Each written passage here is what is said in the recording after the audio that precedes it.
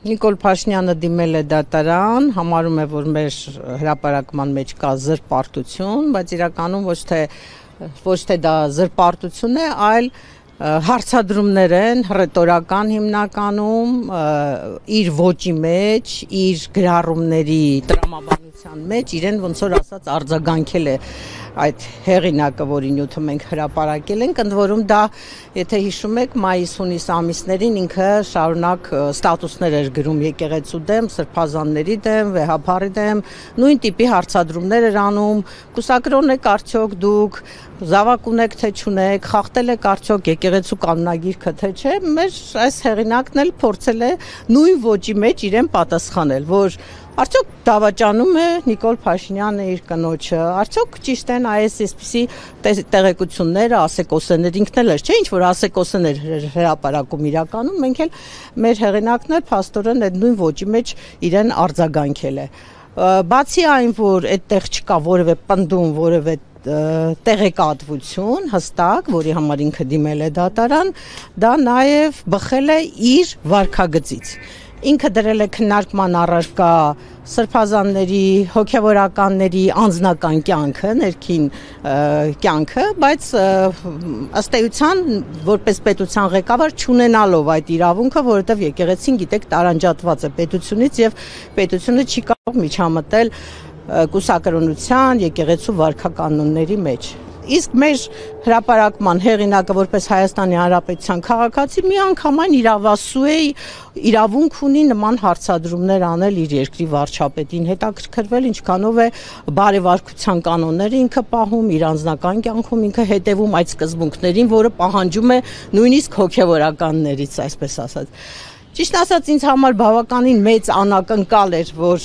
ինքը դիմեց դատարան, որտեվ ի վերջո գործ ունենք նախկին խմբագրի, նախկին լրագրողի հետ, որը հազարավոր նման հրապարակումներ է արել, շատ ավելի կոնկրետ տեղեկատվություն է հրապարակել, որոնց հիմքերը չի ունեցել, ապացույցները չի ունեցել, եթե դուք հիշում եք, ինքը տարիներ շարունակ ազգային ժողովի ամբիոնից հնչեցնում էր օդից կախված լուրերի համաձայն եւ լիքը տեղեկություններ էր հրապարակում, որի համար իրեն դատի չէին տալիս ըստ էության, իսկ ինքը փաստորեն պատրաստ է պատերազմ հայտարարել լրատվամիջոցներին եւ նույնիսկ դիմել դատարան։ Իդեպ ասեմ նաեւ, որ սա առաջի դեպքն է, որ պետության ղեկավարը լրատվամիջոցի դեմ անձամբ դիմում է դատարան։ Մենք նման պրակտիկա չենք ունեցել մինչ այս, որտեվ մեր պետության ղեկավարները համարել են, որ անհավասար պայմաններ են։ Չի կարող պետության ղեկավարը դիմել դատարան եւ պարտվել զուտ այն առումով, որ մենք գիտենք, թե մեր դատարանները ինչքան կախյալ վիճակում են, ինչքան անազատ վիճակում են։ Ինչի պահով։ Հոդվածագրին գտնել, թե այո։ Այո։ Արժե՞ս է համագնահատել, որտեղ հաստատել, փորձել ինչ-որ անձնական ինֆորմացիաներ։ Եվ գտել է արդյոք։ Ես մի թեթև հումոր էի արել, որ ըստ երևույթին փորձում է պարզել, որպեսզի այդ դիմակավորված ԱԱԾ-ականներին հիմա էլ ուղարկի այդ հոդվածի հեղինակի տուն, բայց այստեղ նախ կարիք չկա, որովհետև պատասխանողը մեծ հաշվով հրապարակն է եւ հրապարակի խմբագիրն է, եւ երկրորդն էլ ինքը շատ լավ գիտի, որ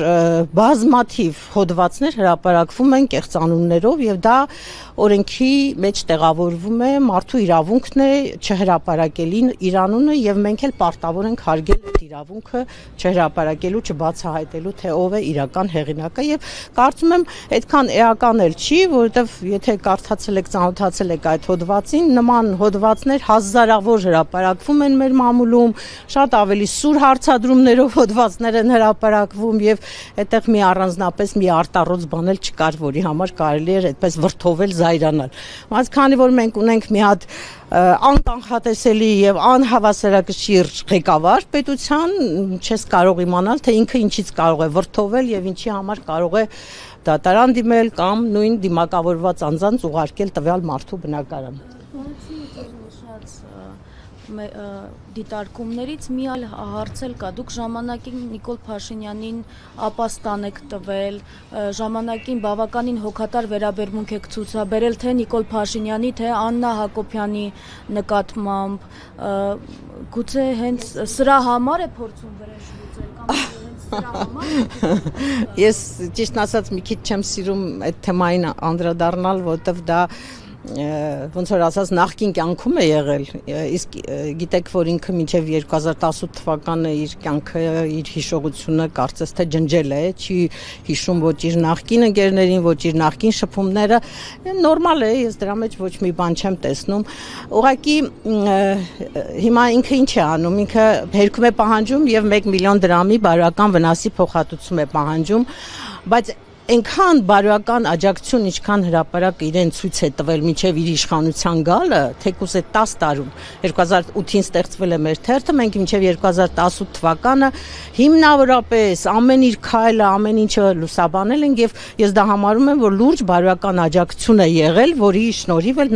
նաև որի շնորհիվ ինքը եկել է իշխանության։ Եթե այդ բարոյական աջակցությունը հիմա վերածենք միլիոնների, հավատացեք, որ 1 միլիոն դրամ չէր լինի, այլ բազմաթիվ միլիոնների մասին կարող էինք խոսել եւ հետո գիտեք նաեւ ես մի տեսակ երևի չարժի նույնիսկ զարմանալ, որովհետեւ այնքան միլիոնների, միլիարդների վնաս, ինչքան իր գործնեությունը, իր իշխանությունը վնաս է տվել մեր պետությանը, այս 1 միլիոն դրամը մի չնչին բան է, գումար է, էլի, այդպես մի մեծ բան չէ, դրա մասին չի խոսքը։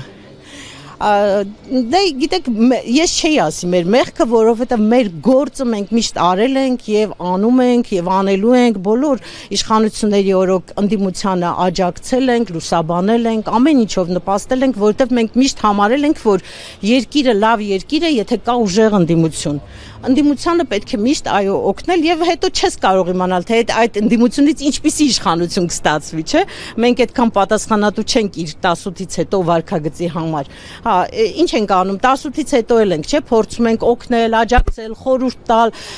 սխալները, վրիպումները մատնացույց անել, դա էլ է, չէ՞, մեծ աջակցություն, բայց